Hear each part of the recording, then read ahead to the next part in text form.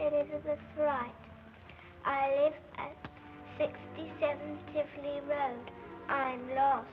Oh, you're lost. Could you take me home, please? I'm afraid. I should say I will. Come on with him. That's the way it began. Nothing extraordinary. For in a large city like London, a lost child is such a common occurrence that many a far-seeing bobby arms himself with a bag of chocolates in addition to his nightstick. No one suspected that this was the beginning of a case that was to rock all England.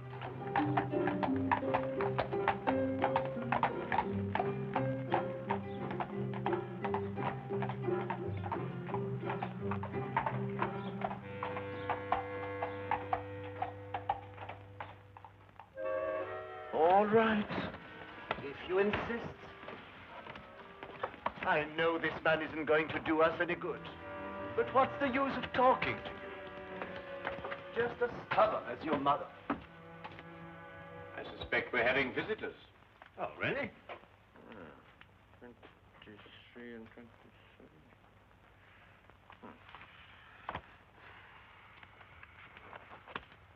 Come along, Nebuchadnezzar. I don't think you're quite dressed to receive attractive young ladies.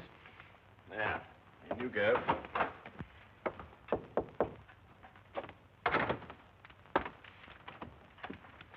Won't you come in? Mr. Holmes, Sherlock Holmes. At your service, sir. Martini. George Martini is my name. This is my daughter, Margaret, who is of the stubborn opinion that you can help her. It will be a privilege, sir. Oh, may I introduce my very good friend, Dr. Watson? How do you do? How do you do, sir? Oh, yes. Won't you sit down? Oh, yeah, I'm so sorry.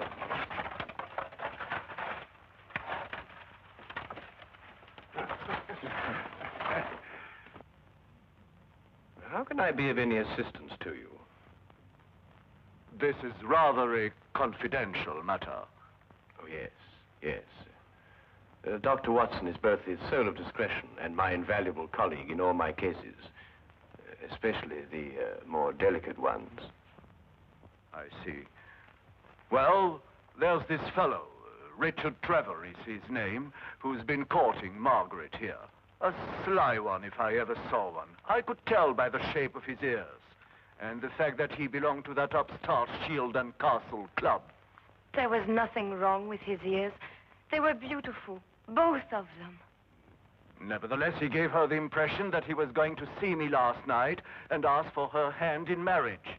Instead, the scoundrel sent me some fantastic note about being detained and then never appeared at all. I want you to find out what happened to him. What did Mr. Trevor say in his note? That he would be detained because he had run into a little girl who was lost and was taking her home. Have you made any inquiries at his home? Yes, with Father, of course. I don't think it's genteel to go to a man's rooms, even if he is your fiancé. Quite right. Quite right. There was no sign of him, but his clothes were all there. He wouldn't run off without his clothes, would he? No, hardly. You're a guess. A deduction. Just as I deduced that you have a scar on the left side of your head, which you received in a naval battle. I'll be bound. How did you know that? Well, a right-handed man normally parts his hair on the left. Your parting is on the right, thereby indicating that you've changed it at some time or another to hide a mark. As to how you got it, that's obvious to me by the fact that you carry on your watch chain the insignia of His Majesty's ship Assault, which everyone remembers distinguished herself heroically off the coast of Africa. Well done, Holmes. I declare, well done. Will you investigate, Mr. Holmes? We'll look into the case immediately, Miss Martini. And as soon as we have any information for you, we'll let you know. I shall be forever in your debt. Mm-hmm. Or I will be after I see his bill.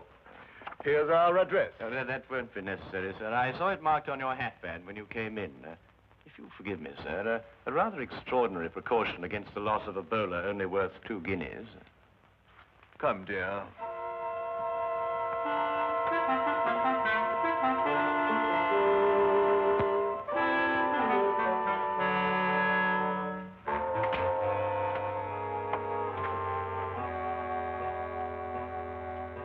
Not long after moving in with Sherlock Holmes, I had come to the conclusion that his mind was as organized as his housekeeping was not. He was, without a doubt, the most perfect reasoning, observing machine I had ever encountered. And just watching him think had become sheer fascination. I tried to put myself into his brain now and deduce what had happened to the missing Mr. Trevor. Did it occur to you he might have had an accident and even now be lying in a hospital at this very moment? You, being a doctor, would think of that. But if that were the case, surely the hospital would have informed someone by now. Maybe he skipped off and left her then. There's no guarantee he won't come back for his clothes or have them sent on to him. I'd grant that if he hadn't sent that note. A man deserting a girl isn't likely to send a note at all. And if he did, he couldn't conceive, as Mr. Martini put it, of such a fantastic one. The case is more than complex, Watson. And when we solve it, we shall also know what became of the others. What others? Oh, Watson, would you pass me my tobacco pouch? Well, where is it? It's in the toe of the Persian slipper, under your chair. All right. There you are. Oh. Thank you, Watson. Now, what others? Well, it's come to my attention during the past 2 weeks that 7 men have disappeared, totally evaporated from the face of London.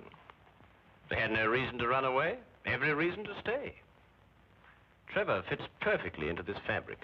You mean then that there's more in this than just the disappearance of that young lady's fiancé? Unless you accept 8 consecutive coincidences. Could you accompany me this afternoon? Where? To the last place where Trevor must have been before he met the little girl. But you don't even know where that was. I'd say it was the upstart Shield and Castle Club. Why there? Well, if you were about to confront a man like Mr. Martini to ask for the hand of his daughter in marriage, what would you do first? I'd probably have a couple of stiff drinks first. And if you were a member? At the Shield and Castle Club, eh? By Jove, Holmes, of course. That's just what I would do. You see, Watson? You've been of invaluable assistance to me already.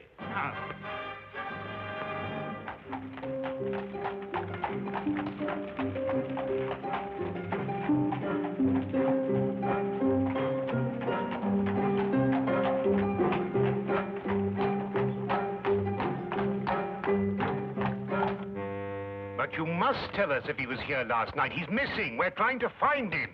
It's no use, sir. You'll have to do without my help. This is a gentleman's club. What has that got to do with it? He may not want to be found, if you know what I mean, sir. Now, look here. That's the way it is, sir. I'm sworn to preserve the privacy of our members. And having 2 little tots to feed, I'm not one to invite getting the sack.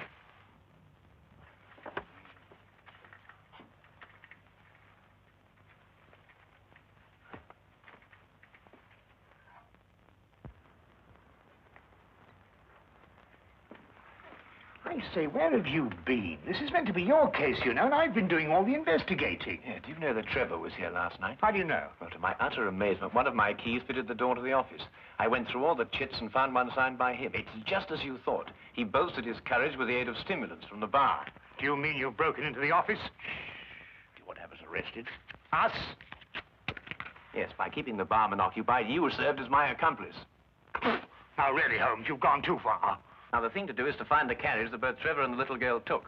How do you know they didn't walk? Well, if she lived near enough to walk home, is it likely that Trevor would have sent a message saying he was going to be detained? What extraordinary reasoning. Not extraordinary at all, my dear fellow.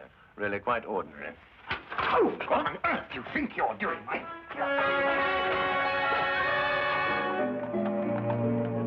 Finding the cabbie who picked up Trevor and the little girl was a matter of stationing ourselves at the hack stand outside the Shield and Castle Club and doggedly questioning every driver who stopped there. One finally remembered the pair, but owing to brisk business that night, could not be at all sure where he set them down.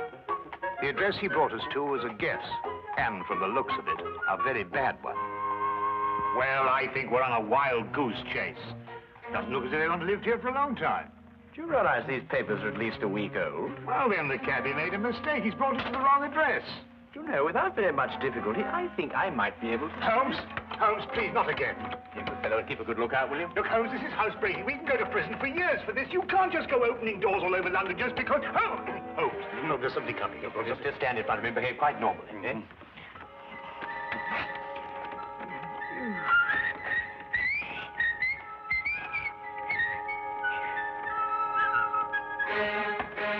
What's the normal behavior for housebreaking?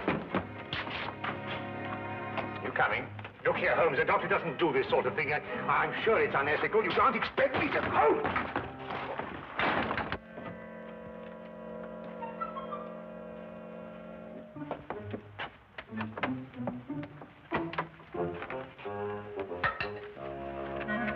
What are we looking for?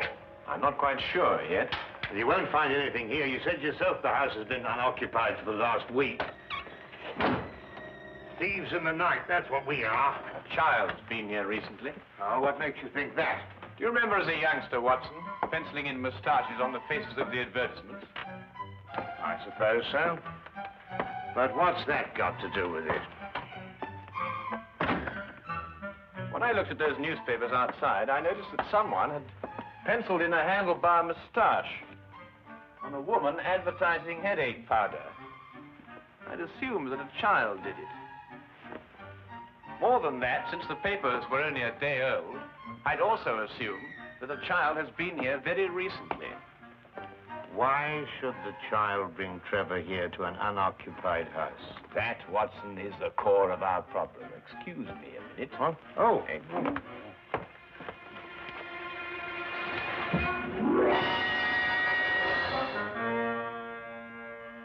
Good heavens!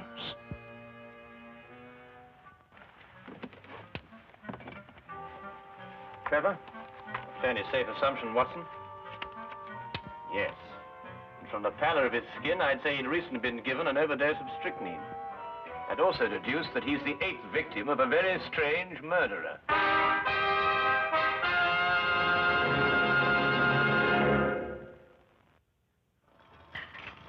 Dash the tea, Holmes. I'm waiting for some word from you. About what? Well, about the murder. Ever since we got back here, you've behaved as if nothing had occurred. And yet I'd wager anything that you're hot with some theory as to who's done it and why. I'm afraid we've run out of Indian. I think we've got some China, if I can find it. My guess is it's a cream passionnel. Are you ruling out the robbery motive? Trevor was left without a shilling.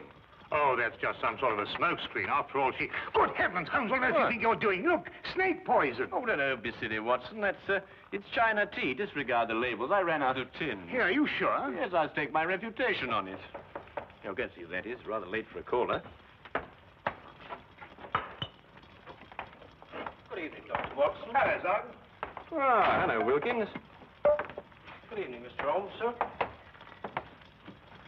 I've got a message for you, sir, from Inspector Lestrade. A welcome addition to the day. A message from the good inspector. We've found another corpse, sir. It was in an empty house in Hammersmith this time. The facts are still the same. Robbery and strychnine poisoning. Oh, is he one of the 7 who disappeared lately? Yes, sir. How did you know? Well, I suspect that the other 6 will end up in unoccupied houses before very long. I think you'd better carry out a search in every unoccupied house in London. But this is July, sir, and everybody's away on holiday. The number of empty houses must be hundreds. Well, it's that, or wait until September, when everyone comes back and finds his own corpse. It'd be a very unfortunate situation for the good inspector. To say the least, sir. I'd better give the inspector your advice, sir. Yes, you must let us know what he says. That might be rather embarrassing. Good night, Mr. Holmes. Good night, Doctor. Good night. You know, Holmes, you were right. Trevor's disappearance was linked with the other 7. But what kind of fiend can be at the bottom of it? Well, we'll know more about it when we return from Brighton. Brighton? Yes, unless you'd rather not pursue this any further. There's a 6:10 train leaving in the morning. 6:08. Why Brighton? Because that's where R.J. Cookson lives. The place is R.J. Cookson. He's the man who owns the house in which Trevor was killed. How on earth did you find that out? Oh, no, never mind. It is tea, isn't it? Yes. Oh, I thought it was.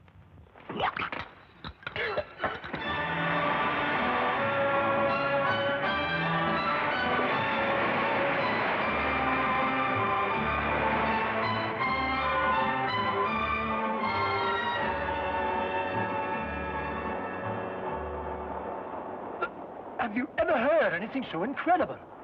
A corpse in my fireplace. And a stranger at that. Rather inconsiderate of someone, I must say. Why, when the police brought the news last night, I thought someone was pulling my leg. My fireplace. Really, I ask you. I'd say because the murderer knew you'd be away, knew that the house would be unoccupied, and that you wouldn't come back at an embarrassing moment. You're right, Mr. Holmes. Absolutely right. The culprit was acquainted with all my plans, and not wanting the corpse to be found in his own fireplace, chose mine. Precisely. But who could that be? I'd vouched that a full regiment of people knew of my plans to leave London. Then our task is to narrow down that regiment. But how? You have me breathless. First of all, has anyone else the key to your house? No, not that I know of. Yes. I once gave my key to the greengrocer to deliver a parcel. Aha. But he gave it back. Oh. But bosh and bother, supposing a key wasn't used at all. Whoever did it could have used a tool or something and jimmied his way into my house. I've heard of those things being done. Mm-hmm. Oh, really? We found all the windows and doors locked. I'm afraid you've escaped me. Now again, Mr. Cookson, are you quite sure that no one else has a key to your house? Well, now, really, after all, I don't hand them out like calling cards to every... Wait. There's this charwoman who comes to my house once a week to clean up. But, oh, no, she couldn't hurt a fly. Well, what's her name?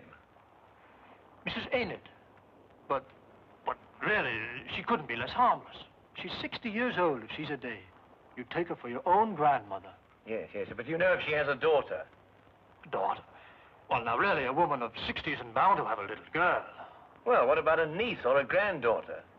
Granddaughter. Now that I think of it, she does have one. About 7 years old. She recently came to live with her. Where does Mrs. Enid live? I have her address for... If you please. Sorry. Right here in my trousers. Do you really think it could be the old woman? Well, a charwoman has the ability to go anywhere in London. Ah, yes. Wait. 322 Radcliffe Way.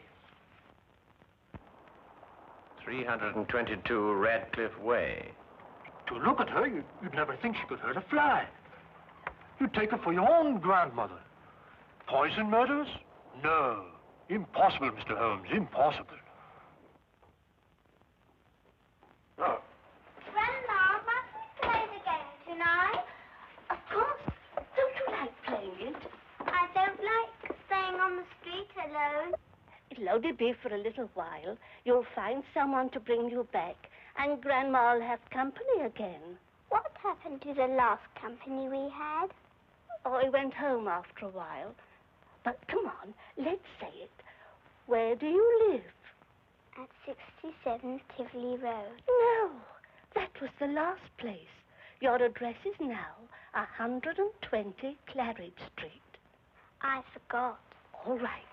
Now, come on. Let's say it again. Where do you live?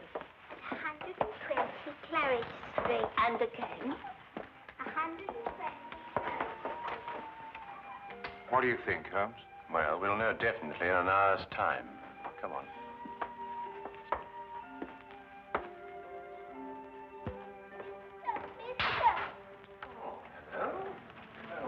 It's very late for a little girl like you to be out on her own. What's your name? My name is Frances Elizabeth Wright. I see. And where do you live? I live at 120 Claridge Street. I'm lost. Oh, dear. That would mistake you home. Come along, then. You must come in and try some of my divinity fudge. It's the least I can offer you for your kindness in bringing Francis home. Well, that's very kind of you, but really I ought to be getting along. It's just been made. Delicious. You'll make an old woman very happy if you'll try the first slice. Oh, very well, then. I am rather partial to divinity fudge. Francis. Thank you.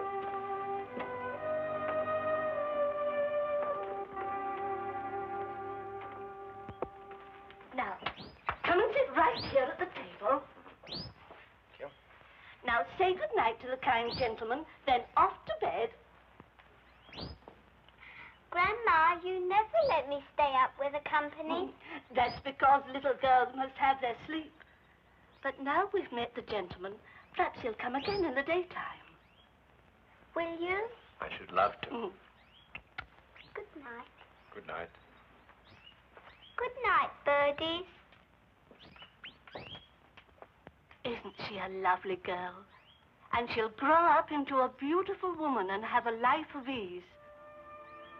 Yes, that's the important thing. A life of ease. Time to enjoy the world and... Here, you're waiting for some fudge, and I'm prattling away.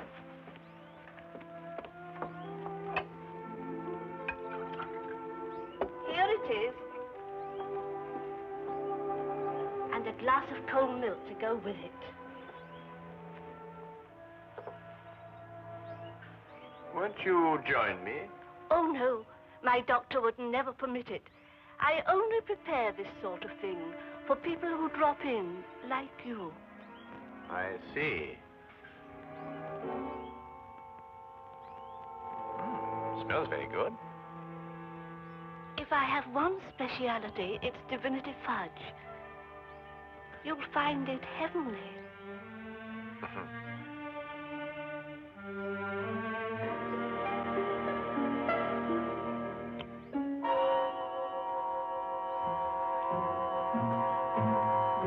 What's the matter? Nothing. I just wanted to give the birds a bit first. Don't. Birds don't eat fudge. Oh, yes, they do. They love it. Come on, old chap. Have a... No, you can't.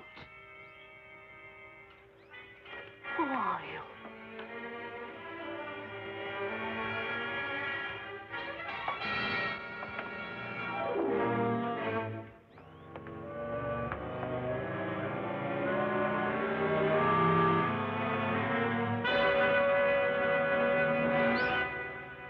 I'll take that, Mrs. Enid.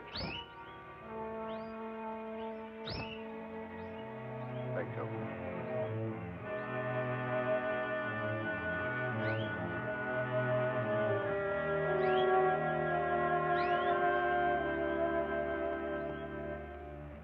I needed money for the child. That's why I did it. I didn't want her to grow up into a tired rag of a charwoman. I wanted her to have a life of ease and the things I've seen other people have. You understand? Yes. Will she be taken care of? You need her, Mrs. Enid.